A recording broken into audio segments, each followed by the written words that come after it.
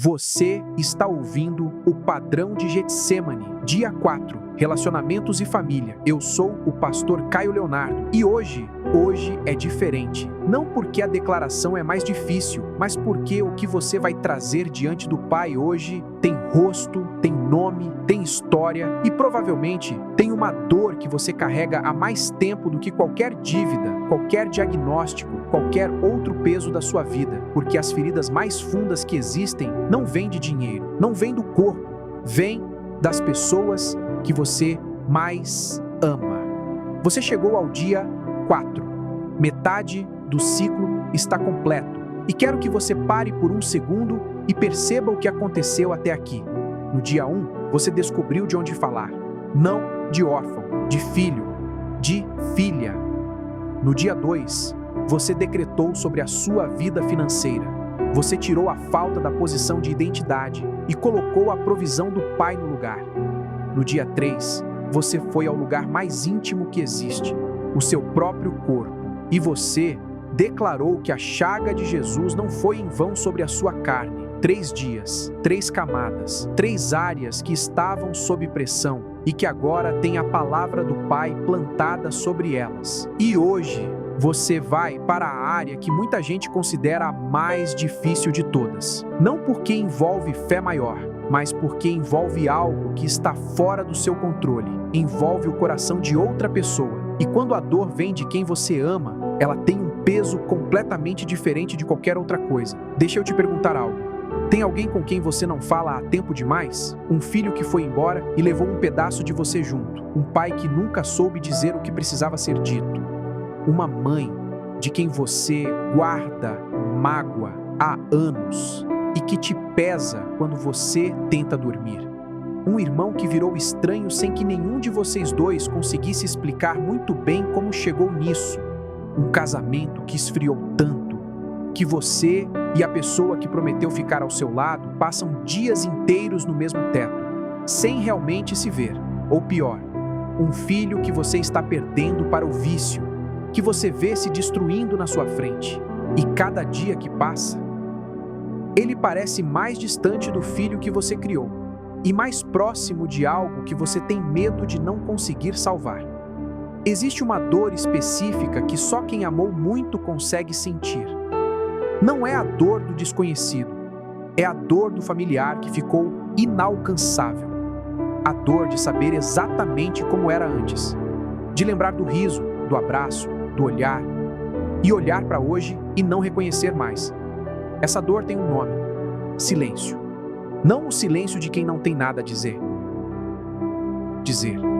O silêncio de quem tem muito a dizer e não sabe mais como. De quem ficou esperando o outro dar o primeiro passo por tanto tempo, que o orgulho e a mágoa secaram o caminho entre os dois. E aí você ora. Você pede a Deus que mude aquela pessoa. Senhor, abre o coração do meu filho. Pai, transforma o meu marido. Deus, faz ela me procurar. E o céu parece fechado. Não porque Deus não ouve, mas porque essa oração tem uma armadilha escondida dentro dela. Uma armadilha que vai desfazer hoje. Preciso te mostrar algo que vai mudar a forma como você ora por quem você ama. Quando você ora pedindo a Deus que mude o coração de outra pessoa, o que você está fazendo espiritualmente? Você está tentando assumir o controle do livre-arbítrio de alguém. Está pedindo a Deus que force alguém a sentir, a agir, a mudar do jeito que você quer, no tempo que você quer, da forma que você imaginou. E o Pai, Ele não opera assim, não porque Ele não pode, mas porque Ele não viola o coração humano. Nem mesmo quando você pede, nem mesmo quando a dor é real, nem mesmo quando o motivo é amor genuíno. O livre-arbítrio é sagrado, e oração que tenta controlar o outro não move o céu. Ela move só a ansiedade dentro de você. Mas existe um tipo de declaração que funciona diferente, que não tenta controlar, que não manipula, que não força. É a declaração que convida o amor de Deus a entrar onde há ódio, que convida a voz do Espírito Santo a falar onde há silêncio, que convida a cura do Pai a agir onde há ferida aberta. E aí, o Espírito Santo entra não pela porta que você escolheu, mas pela fresta que só ele enxerga. E o que parecia impossível começa a se mover. Deixa eu te contar sobre a Ana. Ana tinha 51 anos quando veio falar comigo. Filha mais velha de 4 irmãos. A família tinha explodido num inventário 5 anos antes. Dinheiro de herança dividido de forma injusta. Ou pelo menos assim pareceu para alguns. E onde havia 4 irmãos que cresceram juntos, que comemoravam aniversário juntos, que se ligavam toda semana, passou a existir um silêncio tão espesso que doía respirar. Ana tentou intermediar, tentou conversar, tentou consertar. Quanto mais ela tentava, mais o nó apertava. E ela chegou até mim com aquela expressão de quem carregou uma pedra grande por tempo demais e disse: pastor, eu oro todo dia pedindo a Deus que restaure essa família, mas cada vez que eu oro, eu fico mais pesada, como se eu estivesse carregando aquilo em vez de entregar. E eu entendi na hora o que estava acontecendo. Ana estava orando pelo resultado sem entregar o processo. Ela queria a restauração, mas queria no formato dela, com o pedido de desculpas certo, da pessoa certa, na ordem certa. E enquanto ela segurava o formato, ela não conseguia soltar a mágoa. Quando eu ensinei o padrão dos 7 dias, Ana foi ao 4º dia com uma instrução específica que eu dei. Antes de declarar sobre a família, perdoe. Não sinta que perdoou. Escolha perdoar. Solte o formato da reconciliação das suas mãos. Entregue o processo ao Pai.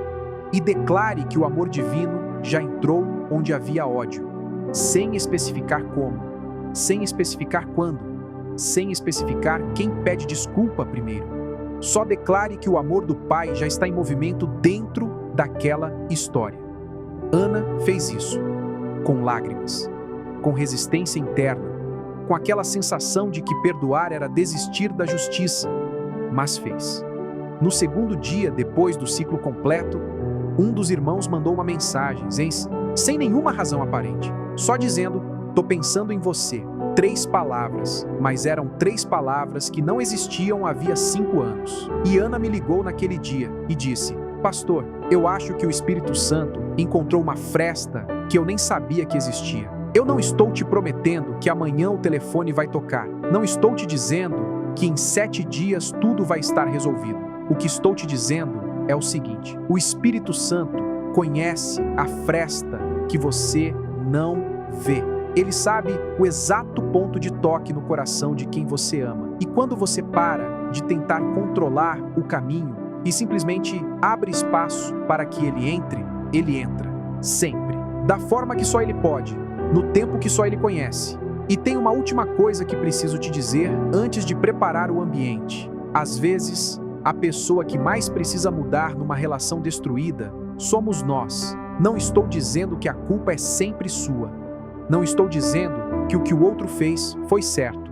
Estou dizendo que restauração real não acontece enquanto uma das partes ainda está segurando o direito de estar com raiva. Perdoar não é sentir que está tudo bem. Perdoar é soltar, é tirar das suas mãos o que você não tem poder de resolver e colocar nas mãos do Pai. E quando você solta, você não perde. Você fica livre. Livre para declarar. Livre para receber, livre para ser a porta de entrada do amor de Deus naquela história. Antes da declaração, preciso que você faça algo que pode ser o passo mais difícil dos 7 dias. Pensa no nome, o nome de quem você vai trazer diante do Pai hoje.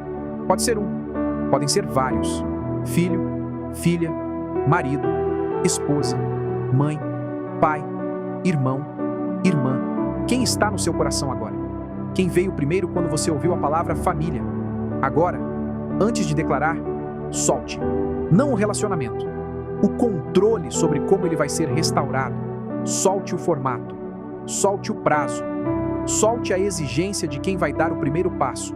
Solte a necessidade de ver antes de crer. E se houver mágoa guardada, se houver raiva que ainda queima, se houver ressentimento que você nunca disse em voz alta porque parecia errado sentir, você pode falar isso agora, em silêncio. Não para esconder do Pai, para entregar ao Pai. Diga a ele o que dói, diga o que você gostaria que fosse diferente, diga a raiva se houver, diga o medo se for medo, diga a saudade se for isso que aperta. O pai aguenta tudo isso. Ele não vai quebrar com a sua honestidade, ele foi construído para receber exatamente isso. E agora, escolha perdoar, não como sentimento, como decisão, como ato de vontade de filho que decide soltar o que não consegue carregar. Pode ser uma fração de segundo, pode ser uma decisão que você vai precisar renovar amanhã. Mas começa aqui, agora. Fique de pé, respira e vamos declarar juntos.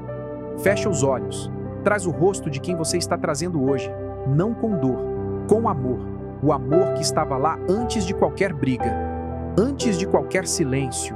O amor que ainda está lá, mesmo escondido embaixo de tudo o que aconteceu. Agora imagina o pai, não como juiz que vai decidir quem tem razão, como pai que ama os dois lados dessa história, que conhece os dois corações, que sabe onde cada um está machucado, que sabe exatamente qual fio precisa ser puxado para começar a desfazer esse nó. E agora, coloca essa pessoa nas mãos do pai, como quem entrega algo precioso para quem tem mais condição de cuidar. Não porque você desistiu, porque você confia. Abre os olhos, respira fundo e repete comigo, em voz alta, com a firmeza tranquila de filho que confia no pai que restaura. Pai, eu me posiciono como filho, como filha, e sobre minha família e meus relacionamentos eu estabeleço agora. O amor divino entra onde havia ódio, a voz de Deus fala onde havia silêncio, a cura do Pai age onde havia ferida aberta, o que estava destruído começa a ser restaurado, o que estava em silêncio volta a ter conversa, o que estava perdido começa a encontrar o caminho de volta para casa. O Espírito Santo está trabalhando agora em cada coração envolvido nessa história, inclusive no meu. Eu solto o controle sobre como essa restauração vai acontecer. Eu solto o prazo que eu mesmo coloquei. Eu solto o formato que eu imaginei e entrego essa história nas mãos do Pai, que conhece cada coração melhor do que eu conheço, o meu próprio. Onde havia distância, decreto aproximação. Onde havia mágoa, decreto cura. Onde havia orgulho, decreto humildade. Onde havia frio, decreto o fogo do amor de Deus. Minha família não é um pedido, é uma promessa que o Pai cumpre. Não se faça a minha vontade, mas a tua. Amém. Pode respirar. O que você acabou de fazer foi provavelmente o ato de fé mais corajoso dos 4 dias. Não porque as palavras foram mais difíceis, porque você declarou sobre algo que está fora do seu controle, sobre o coração de outra pessoa, e isso exige um tipo de confiança que vai além da lógica. É a confiança de quem realmente acredita que o Pai age onde a gente não consegue chegar. Agora preciso te falar sobre o que acontece depois dessa declaração, porque o dia 4 tem uma dinâmica diferente dos outros dias. Nos dias 2 e 3, você declarou sobre coisas que dependem principalmente de você e de Deus. Sua vida financeira, seu próprio corpo. No dia 4, você declarou sobre relacionamentos. E relacionamentos envolvem outra vontade, outro coração, outro tempo. Por isso, o resultado aqui costuma ser mais sutil no começo. Pode não vir uma mensagem amanhã. Pode não vir uma ligação na semana que vem. Mas presta atenção, porque o Espírito Santo age por frestas. Aquele sonho inesperado que alguém vai ter com você. O pensamento que vai surgir na cabeça de quem você ama num momento aleatório do dia. A vontade inexplicável de mandar uma mensagem curta, de passar na frente da sua casa sem saber direito por quê. Essas coisas não são coincidência, são o Pai encontrando a fresta. E quando elas vierem, não afaste, não teste, não faça a pessoa provar que mudou antes de abrir a porta. Só abra, com a simplicidade de filho que confia que o Pai preparou esse momento. E tem algo mais que preciso te dizer. Existe uma armadilha específica do dia 4 que destrói muito do que foi plantado. Ela se chama expectativa com prazo. Vou esperar uma semana. Se não tiver nenhum sinal, não funcionou. Dei uma chance. O padrão não deu resultado. Quando você faz isso, você está colocando um prazo de validade no decreto que não tem prazo. A semente que foi plantada no mundo espiritual não tem data de expiração. Ela vai brotar no tempo certo, no tempo do Pai, que não é o tempo da nossa ansiedade, que não é o tempo da nossa impaciência, é o tempo perfeito, o tempo que considera o coração de todos os lados. E esse tempo sempre chega. Tem uma coisa que você pode fazer nos próximos dias que vai acelerar esse processo, não para forçar o resultado, para preparar o seu próprio coração para quando ele chegar. Pensa na pessoa que você trouxe hoje e nos próximos dias, quando o nome dela aparecer na sua cabeça, não deixe a memória ir direto para a dor. Força um pensamento bom, uma lembrança de antes, um momento em que havia amor ali, não para fingir que a mágoa não existe, para lembrar ao seu próprio coração que aquela pessoa já foi mais do que a ferida que ela deixou. Isso amolece o solo de dentro para fora. E quando o Espírito Santo bater naquela porta, você vai estar pronto para abrir. Amanhã é o dia 5. E o dia 5 é sobre proteção, sobre cobertura espiritual, sobre declarar que o que tenta te derrubar por dentro e por fora não tem autoridade sobre Filho de Deus.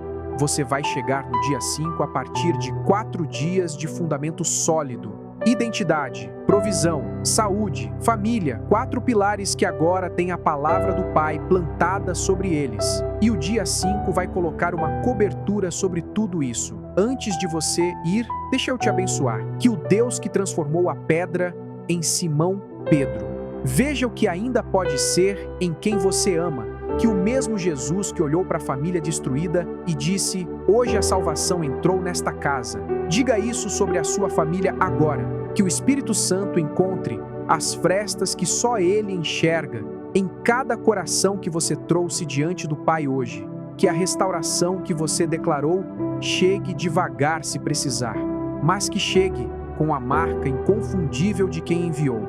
Que o dia 4 do padrão de Getsemane seja o dia em que a sua família encontrou um novo começo. Amém.